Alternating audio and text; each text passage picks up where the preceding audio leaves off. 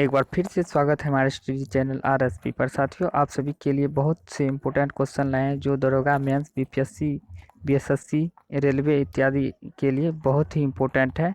चलिए इसे स्टार्ट करते हैं। और साथियों, अगर यह वीडियो अच्छी लगी तो चैनल को सब्सक्राइब कर लाइक करना ना भूलें। चलिए दोस्तों, सेट को स्टार्ट करते हैं। पहला नंबर क्वेश्चन है, सर्वप्रथम देवनागरी लिपि का प्रयोग लेखों में किस राजा ने करवाया था? सर्वप्रथम देवनागरी लिपि का प्रयोग लेखों में किस राजा ने करवाया था? चंदेल राजाओं ने करवाया था। अगला है, किस अभिलेख से भारत पर प्रथम आक्रमण का उल्लेख मिलता है? किस अभिलेख से भारत पर प्रथम आक्रमण का उल्लेख मिलता है? देवल प्रशस्ति अभिलेख से, देवल प्रशस्ति अभिलेख से मिलता है। अगला नंबर है, भारतीय राष्ट्रीय कांग्रेस की स्थापना के समय इसके सदस्यों की संख्या कितनी थी? भारतीय राष्ट्रीय कांग्रेस के स्थापना के समय इसके सदस्यों की संख्या 72 थी। अगला नंबर है, मैं स्व शरीर भारत हूँ, सारा भारत मेरा शरीर है, किसने कहा था? स्वामी राम तीर्थ ने कहा था। स्वामी राम तीर्थ ने ये कहा था। अगला नंबर है, सत्याग्रह समिति की स्थापना किसने की थी? सत्याग्रह समिति की स्थापना सुचेता कृपलानी ने की थी। अगला नंबर है, दिल्ली दरबार का आयोजन किसके आने के उपलक्ष्य में किया गया था? दिल्ली दरबार का आयोजन किसके आने के उपलक्ष्य में किया गया था? एडवर्ड सप्तम के उपलक्ष्य में किया गया था। अगला नंबर है,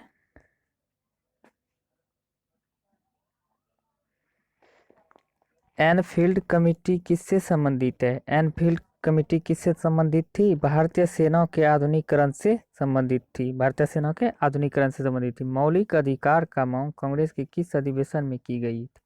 मौलिक अधिकार का मांग कांग्रेस के किस अधिवेशन में की गई थी? 1931 के कराची अधिवेशन में की गई थी। कांग्रेस का दूसरा विभाजन कब हुआ था? कांग्रेस का दूसरा विभाजन 1918 में बम्बई अधिवेशन में हुआ था। चलिए अगला नंबर है, स्वतंत्रता प्राप्ति से पूर्व भारत में कुल विश्वविद्यालयों की संख्या कितनी थी? स्वतंत्रता प्राप्ति से पूर्व भारत में कुल विश्वविद्यालयों की संख्या कितनी थी? 17 थी। अगला नंबर है, हंटर शिक्षा आयोग में कितने भारतीय सदस्य थे? हंटर शिक्षा आयोग में कितने भारतीय सदस्य थे? तो ये 8 थे। भारतीय विश्वविद्यालय अधिनियम कब पारित हुआ था? भारतीय विश्वविद्यालय अधिनियम 1904 में पारित हुआ था। अगला नंबर है, अधोमुखी निस्पंदन सिद्धांत को सर्वप्रथम सरकारी नीति के रूप में कहाँ लागू किया गया था? अधोमुखी निस्पंदन सिद्धांत को सर्वप्रथम सरकारी नीति के रूप में कहाँ लागू किया गया था? ऑकलैंड में लागू किया गया था। अगला नंबर है, औरंगजेब द्वारा जजिया कर की शुरुआत पुनः कब की गई थी? औरंगजेब द्वारा जजिया कर की शुरुआत पुनः कब की थी? ये 1679 ईस्वी में की गई थी। अगला नंबर है, सरकरिया आयोग ने अपनी रिपोर्ट कब दी थी? सरकरिया आयोग ने अपनी रिपोर्ट 1987 में दी थी। और यह सरकरिया आयोग केंद्र और राज्य से संबंधित है। सरकरिया आयोग केंद्र और राज्य से संबंधित है। गैर सरकारी विधेयक कब पेश किया जाता है? गैर सरकारी विधेयक कब पेश किया जाता है? प्रत्येक माह के प्रथम शुक्रवार को 2.5 घंटे के समय में पेश किया जाता है। प्रत्येक माह के प्रथम शुक्रवार को 2.5 घंटे के समय में पेश किया जाता है। विनियोग विधेयक संसद के किस सदन में पेश किया जाता है? विनियोग विधेयक संसद के किस सदन में पेश किया जाता है? लोकसभा में पेश किया जाता है। भारतीय संविधान का लघु संसद किसे कहा जाता है? भारतीय संविधान का लघु संसद किसे कहा जाता है? संसदीय समिति को कहा जाता है। किस समिति को अस्थायी मितव्ययिता समिति भी कहा जाता है? किस समिति को अस्थायी मितव्ययिता समिति भी कहा जाता है? प्राक्कलन समिति को कहा जाता है।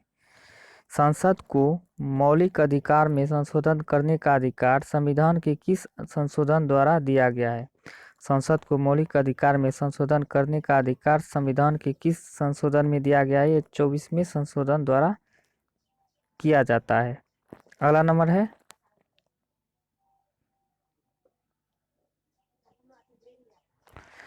देश में त्रिस्तरीय पंचायती राज व्यवस्था को किन राज्यों ने सर्वप्रथम अपनाया था? देश में त्रिस्तरीय पंचायती राज व्यवस्था को किन राज्यों ने सर्वप्रथम अपनाया था? राजस्थान और आंध्र प्रदेश, ये दो राज्य जिसने सर्वप्रथम अपनाया था।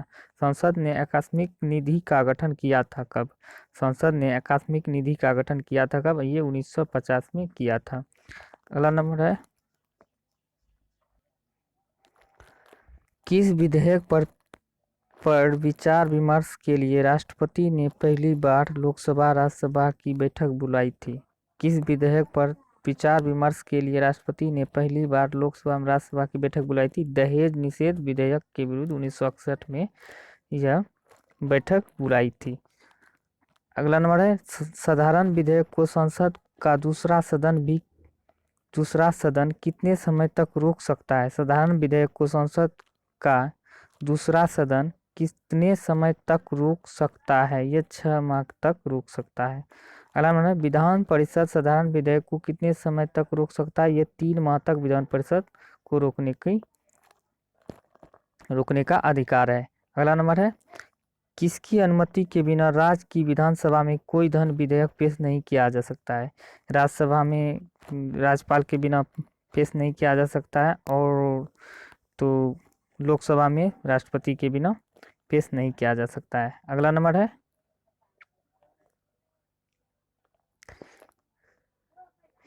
केंद्र में पहली बार अल्पमत सरकार का गठन किसने किया था? केंद्र में पहली बार अल्पमत सरकार का गठन किया था, ये चौधरी चरण सिंह ने किया था। 1979 में किया था। चौधरी चरण सिंह ने 1979 में किया था। भारत का संविधान अर्धसंघीय है, यह किसने कहा था? भारत का संविधान अर्धसंघीय है, यह किसने कहा था? प्रोफेसर होयर ने कहा था। अगला है, किसने कहा था कि भारत के संविधान में केंद्रीकरण की सशक्त प्रवृत्ति है? किसने कहा कि भारत के संविधान में केंद्रीकरण की सशक्त प्रवृत्ति है?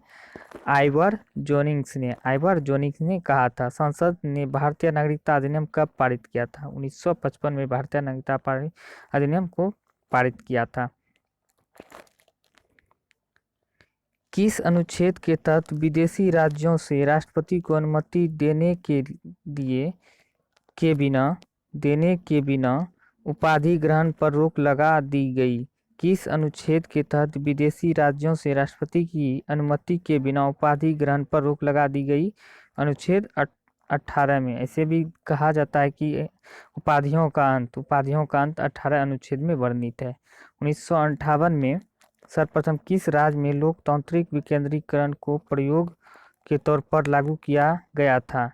ये आंध्र प्रदेश में सर्वप्रथम लोकतांत्रिक विकेंद्रीकरण के रूप में प्रयोग किया गया था। अगला नंबर है, पनियान जनजाति किस राज्य में पाई जाती है? पनियान जनजाति किस राज्य में पाई जाती है? ये केरल राज्य में पाई जाती है।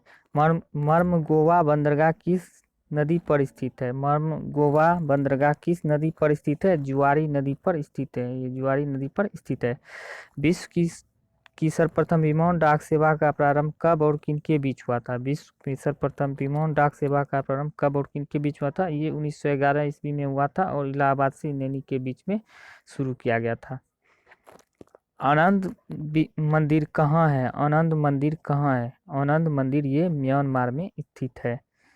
बोरोबुदुर स्तूप कहाँ स्थित है? ये बोरोबुदुर स्तूप जो है जावा के इंडोनेशिया के जावा में स्थित है। अगला नंबर है, देश में बिजली से चलने वाली प्रथम रेलगाड़ी का नाम क्या था? देश में बिजली से चलने वाली प्रथम रेलगाड़ी का क्या नाम था? ये डेक्कन क्वीन था। कोंकण रेलवे पर पहली बार प्रचालन कब किया गया? कोंकण रेलवे पर पहली बार प्रचालन 1981 ईस्वी में किया गया था। अगला नंबर है, विश्व में सर्वप्रथम व्यवस्थित रूप से जनगणना किस देश ने किया था? विश्व में सर्वप्रथम व्यवस्थित रूप से जनगणना स्वीडन ने 1748 ईस्वी में किया था। स्वीडन ने 1748 ईस्वी में किया था। अगला नंबर है, राज्य स्तरीय मानव विकास रिपोर्ट जारी करने वाला प्रथम राज्य कौन है? राज्य स्तरीय मानव विकास रिपोर्ट जारी करने वाला प्रथम राज्य ये मध्य प्रदेश है। संयुक्त राष्ट्र विकास कार्यक्रम की मानव विकास रिपोर्ट की तर्ज पर भारत की पहली मानव विकास रिपोर्ट कब जारी किया गया था? ये संयुक्त राष्ट्र के विकास तर्ज पर भारत की पहली मानव विकास रिपोर्ट 2002 में, अप्रैल 2002 में जारी किया गया था। भारत में बेरोजगारी के आंकड़े एकत्रित एवं प्रकाशित करता है। भारत में बेरोजगारी के आंकड़े एवं एकत्रित एवं प्रकाशित करता है NSSO द्वारा। NSSO द्वारा प्रकाशित किया जाता है। अगला नंबर है, वर्ल्ड वाइड वेब को सृजित करने का श्रेय किसे जाता है? वर्ल्ड वाइड वेब को सृजित करने का श्रेय किसे जाता है? ये टिम बर्नर्स-ली को जाता है। टिम बर्नर्स-ली को जाता है। अगला नंबर, सीमांत उपयोगिता होती है। सीमांत उपयोगिता क्या होती है? सीमांत उपयोगिता उपभोग में 1 यूनिट वृद्धि के फलस्वरूप कुल उपयोगिता में वृद्धि होता है। उपभोग में 1 यूनिट वृद्धि के फलस्वरूप कुल उपयोगिता में वृद्धि को दर्शाता है। सर्वोदय योजना का प्रारूप किसके द्वारा तैयार किया गया था? सर्वोदय योजना का प्रारूप जयप्रकाश नारायण के द्वारा तैयार किया गया था। अगला है, जन योजना का प्रारूप किसने तैयार किया था? जन योजना का प्रारूप किसने तैयार किया था? MN राय ने तैयार किया था। भूतलिंगम समिति संबंधित है। भूतलिंगम समिति का संबंध वेट से है। वेट एक कर है, उससे संबंधित है। अगला है, भारत में योजना बनाने की जिम्मेदारी किसकी है? जो भारत में योजना बनाने की जिम्मेदारी नीति आयोग को है। नीति आयोग, पहले योजना आयोग हुआ करते थे, अब इसको नीति आयोग में बदल दिया गया है। गुलाबी क्रांति का संबंध किससे है? तो गुलाबी क्रांति का संबंध झींगा मछली उत्पादन से है। झींगा मछली के उत्पादन से गुलाबी क्रांति का संबंध है। अगला है, राष्ट्रीय कृषि बीमा योजना कब से लागू की गई? राष्ट्रीय कृषि बीमा कब से लागू की गई? ये 1919 ईस्वी से लागू की गई। हरित क्रांति के फलस्वरूप गेहूं के उत्पादन में कितने प्रतिशत की वृद्धि हुई है? 500% की वृद्धि हुई थी।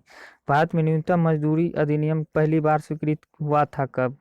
भारत में न्यूनतम मजदूरी पहली बार 1948 में स्वीकृत किया गया था। भारतीय प्रतिभूति एवं विनिमय बोर्ड की स्थापना कब हुई थी? भारतीय प्रतिभूति विनिमय बोर्ड की स्थापना 1988 में हुआ था।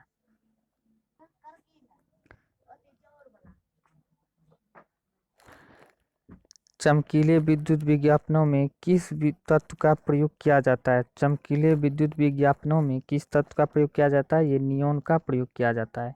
समुद्री घास में कौन सा तत्व पाया जाता है? समुद्री घास में आयोडीन पाया जाता है। मलेरिया परजीवी को नष्ट करने में प्रयुक्त औषधि का क्या नाम है? मलेरिया परजीवी को नष्ट करने के लिए क्लोरोक्विन दवा का प्रयोग किया जाता है। दाब बढ़ने पर बर्फ का गलना पर क्या प्रभाव पड़ता है? दाब बढ़ाने पर बर्फ का गलना घट जाता है। अगला है, लोहे में जंग को रोकने के लिए किसका उपयोग किया जाता है? ये जस्ते का परत चढ़ाई जाती है, उस पर जस्ते का परत चढ़ाने से उसकी जंग रुक जाता है। कहा जाता है लोहे में जंग लगने से उसका भार क्या होता है? लोहे में जंग लगने से उसका भार बढ़ जाता है। भूस्थिर उपग्रह का आवर्तकाल होता है। भूस्थिर उपग्रह का आवर्तकाल 24 घंटे का होता है। अगला नंबर है, क्विक सिल्वर कही जाने वाली धातु है। क्विक सिल्वर किस धातु को कहा जाता है? ये पारा को कहा जाता है।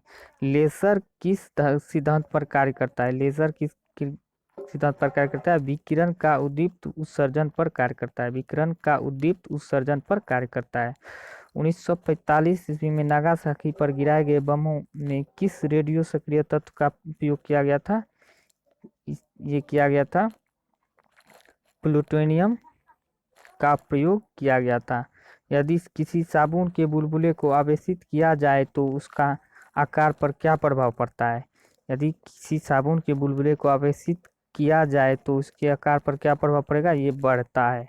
अगला हमारा, ब्रह्मांड प्रसारित हो रहा है, यह प्रमाण सबसे पहले किसने दिया था? यह एडविन ने दिया था। एडविन ने यह सिद्धांत सर्वप्रथम दिया था। अगला नंबर है,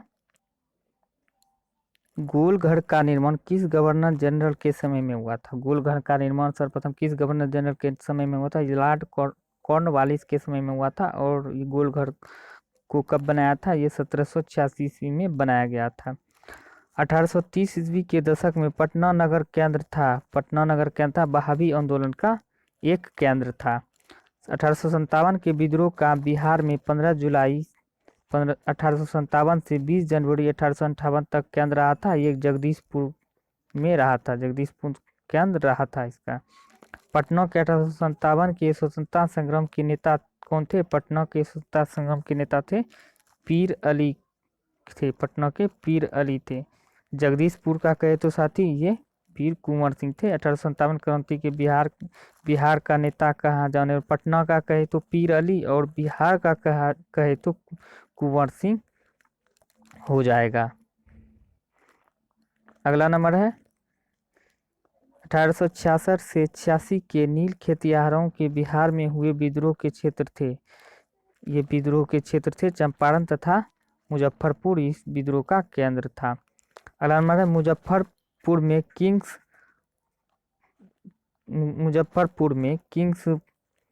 फोर्ट की हत्या का प्रयास कब किया गया था? मुजफ्फरपुर में किंग्स फोर्ट की हत्या का प्रयास कब किया गया था? 1908 ईस्वी में किया गया था। अगला नंबर है